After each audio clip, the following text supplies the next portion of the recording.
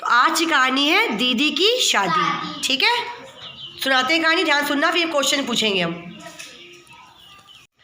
कल दीदी की शादी थी, आज दीदी की विदाई है। घर में सभी दुखी हैं।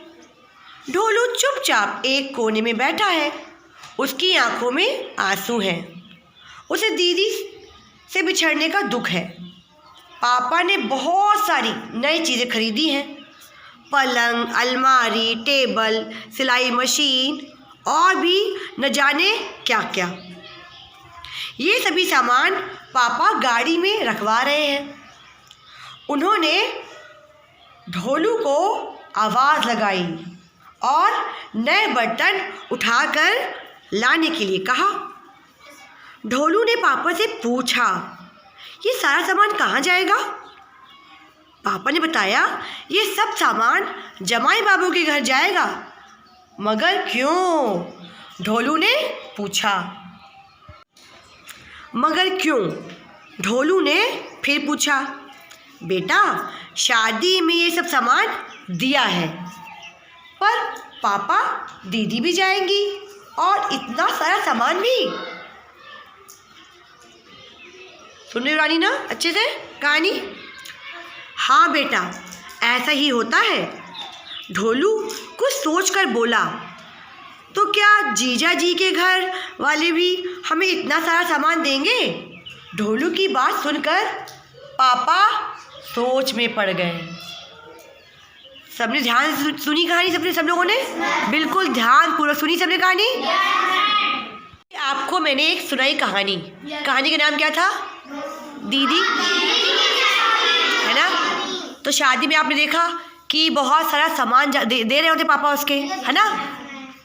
पलंग, अलमारी, बहुत सारी चीज़ें, बर्तन, नए बर्तन भी, है ना? तो ढोलू उनसे क्या प्रश्न पूछता है? हाँ बोलो बोलो बेटा। क्यों सामान दे रहे हैं इतना सारा, है ना? और फिर क्या इतना सारा सामान दे रहे हैं तो क्या जीजा जी भी सामान देंगे हमको? ये पूछा ना क्वेश्चन, है ना? अब मैं क्वेश्चन आपसे पूछ रही हूँ, एक प्रश्न पूछ रही हूँ। क्या शादी में हमको ये सामान के रूप में दहेज देना चाहिए? कौन कह रहा है यस? हाँ बताओ, जो भी आपको समझ में आ रहा। यस तो क्यों और नो तो क्यों? यस क्यों बताइए बेटा। हाँ क्यों? अच्छा, कौन कह रहा है नहीं? बैठ जाओ। अच्छा कोई बात नहीं। कौन कह रहा है नहीं? पूजा। हाँ बताओ बेटा, क्या शादी में हमको इतना सारा सामान देना चाहिए? क्यों नहीं देना चाहिए? जिसके पापा गरीब होते हैं, मजबूरी होती है, वो नहीं देते, है ना? मजबूरी होती है, फिर उनको दबाव पर देना पड़ता है ना? परेशान हो जाते हैं बच्चे, लड़कियां परेशान हो जाती हैं, है ना? यानी खुशी खुशी हमारे पास है तो हम दे सकते हैं, और नहीं है तो हम कहाँ से देंगे? तो कोई दबाव नहीं बनना चाहिए, ये मतलब तो हुआ इसका, है ना? पर सच बात तो ये है कि हमें शादी में कुछ भी नहीं देना चाहिए, ना ही कुछ लेना चाहिए। खुशी खुशी हमारी मर्जी है तो अलग बात है ना? ज़रूरत की चीज़ें दे दी जाए, पर दहेज मांगना अलग से बुरी बात है, ठीक है ना? हाँ क्या बोलो, लड़का वाले क्या कहते हैं?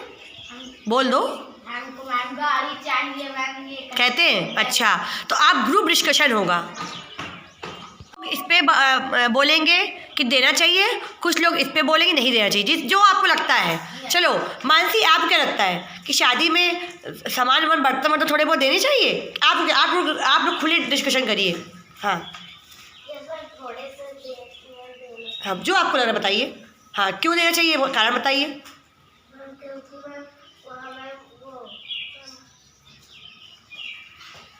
हाँ बोलिए, डरिए मत, शर्माइए। जो आपके मन में आ रहा विचार जानने हमको बोलने से, आप बोलोगे तो आपके अंदर की विचार और आएंगे ना। हाँ बोलिए बेटा, क्या बता रहे हो आप?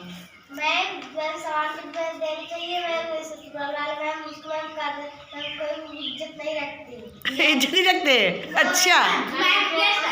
अच्छा, सामान नहीं देंगे तो ससुराल वाले इज्जत नहीं करेंगे? अच्छा, ऐसा होता है क्या?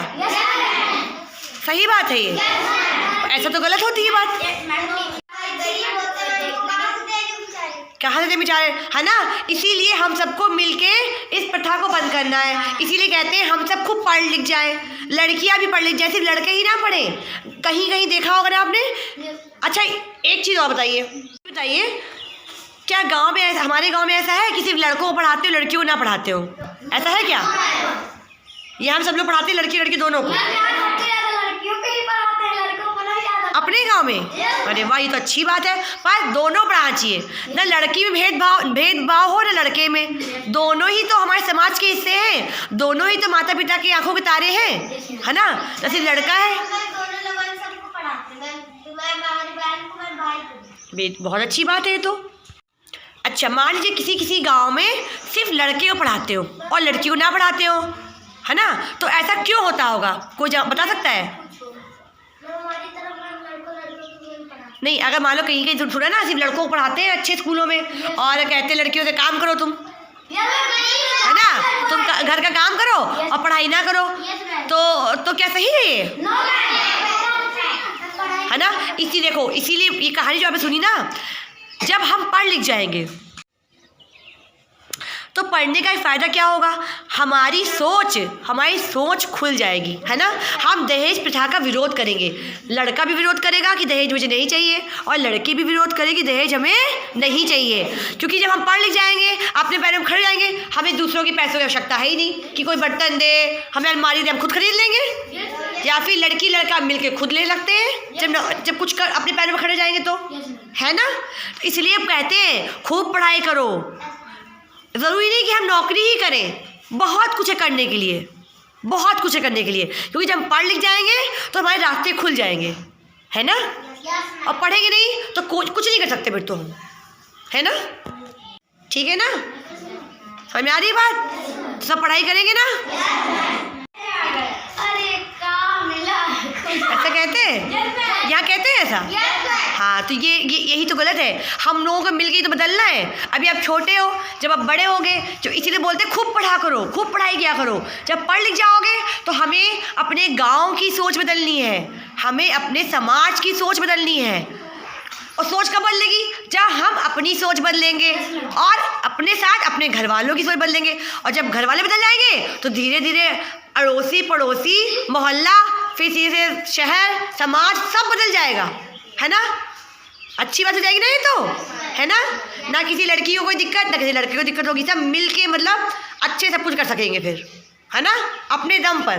क्या ज़रूरत है क्या किसी से मांगना कि भैया हमको दो, कि हम उसी की अलमारी बिना काम नहीं चलेगा। सक्षम बने हम खुद ही इतना, ठीक है। तो कहानी से, ये जो कहानी पढ़ी हम लोगों ने आज, दीदी की शादी, इससे हमने एक बात और सीखी, है ना। ढोलू कैसे थे पापा से क्वेश्चन कर रहा था, छोटा बच्चा है पर वो सोच रहा है कि दीदी की शादी में मिला है, सामान दिया है तो हमें जीजा जी देंगे ही देंगे, है ना। देखो छोटे बच्चे के मन में प्रश्न उठा, है ना। ठीक है ना, समझ आई बात सबको?